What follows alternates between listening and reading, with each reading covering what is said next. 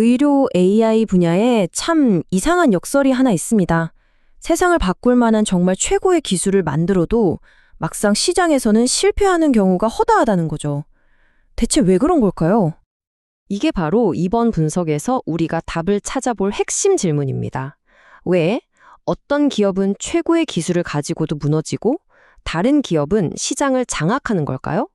그 비밀을 지금부터 파헤쳐 보겠습니다. 결국 모든 건 이 두 갈래길에서 시작되는 거더라고요. 의료 AI 기업의 성공과 실패는 어떤 길을 선택하느냐에 달려 있었습니다. 하나는 기술 우선의 길, 그리고 다른 하나는 비즈니스 모델 우선의 길이죠. 우선 기술 우선이라는 길을 걸었던 두 기업의 좀 경고성 짙은 이야기부터 시작해 볼까요? 바로 페이지와 패스 AI라는 회사들입니다. 아니, 회사들 시작은 정말 화려했거든요. 페이지는 엄청난 규모의 시리즈 C 투자를 유치했고요. 패스 AI는 마이크로소프트랑 파트너십을 맺으면서 시장의 기대를 그냥 한 몸에 받았죠. 하지만 그 결과는 모두의 예상과 너무나도 달랐습니다. 페이지의 결말은 정말 충격적이었습니다. 2025년 8월에요. 한때 최고로 평가받았던 기업 가치의 5분의 1도 안 되는 가격에 팔려나갔습니다. 수천억 원의 가치가 그냥 한순간에 사라져버린 거죠. 패스 AI도 상황은 마찬가지였어요. 정말 고통스러운 구조조정을 겪어야 했죠. 직원의 절반을 내보내고 회사의 핵심이었던 진단사업부까지 매각해야 했습니다. 이건 단순히 한 회사의 실패가 아니라 이 기술 우선 접근법 자체에 시스템적인 문제가 있었다는 걸 보여주는 강력한 신호였습니다. 자, 그럼 여기서 가장 중요한 질문이 남죠. 아니, 이렇게 기술이 뛰어난 회사들이 도대체 왜, 무엇 때문에 무너진 걸까요? 그 진짜 원인을 한번 진단해 보겠습니다. 그 실패 원인을 파고들어 보니까 기술 자체의 문제가 아니었어요. 기술로는 해결할 수 없는 아주 근본적인 비즈니스 문제 세 가지가 있었던 거죠. 바로 인프라, ROI, 그리고 워크플로우 통합의 문제였습니다. 첫 번째 허들이 뭐였냐면 바로 인프라 문제였어요. 병원 입장에서 한번 생각해 보세요.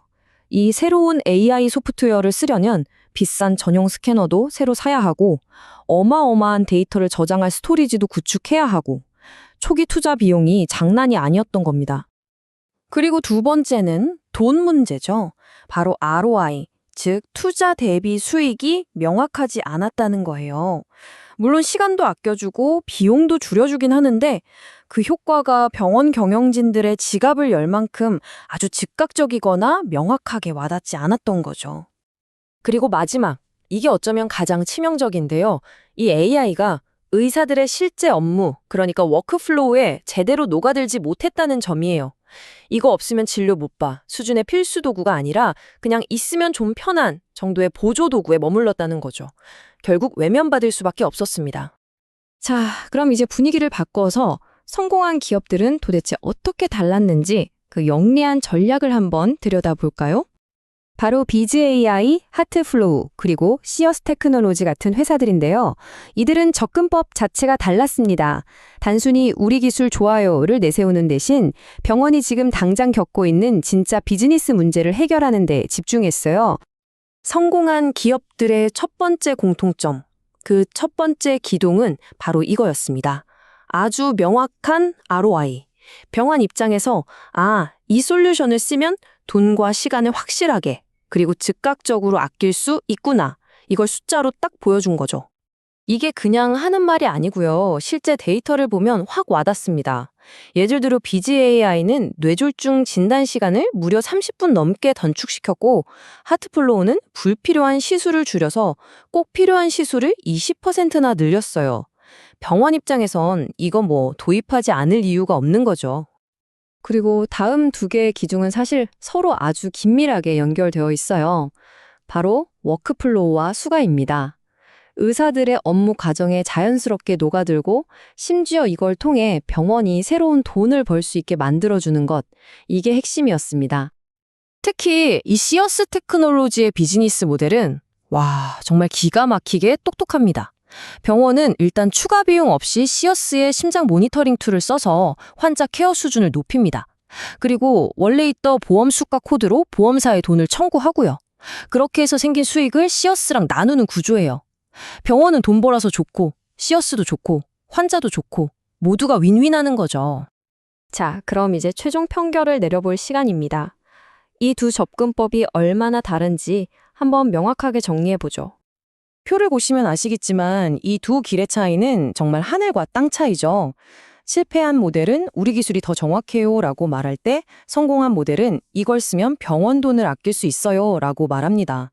고객도 수익 모델도 그리고 결과도 완전히 다를 수밖에 없는 겁니다. 이게 얼마나 중요한지는 딥바이오 김선호 대표의 이 한마디가 딱 정리해줍니다. 결국 병원에 직접적인 경제적 이익, 즉 베네핏을 줄 수 있는 보험 코드를 확보하는 것.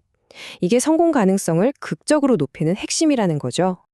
결국 오늘 이야기의 핵심, 가장 강력하고 또 여러분이 꼭 기억하셔야 할 결론은 바로 이겁니다. 의료 AI의 미래는요, 단순히 최고의 기술을 가진 기업이 아니라 최고의 비즈니스 문제를 해결하는 기업의 것이 될 겁니다.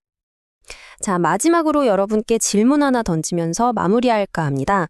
오늘 우리가 의료 AI에서 배운 이 교훈, 그러니까 기술보다 비즈니스 모델이라는 이 원칙이 과연 다른 산업이나 다른 혁신 분야에는 또 어디에 적용될 수 있을까요? 한 번쯤 생각해 볼 만한 흥미로운 문제가 아닐까 싶습니다.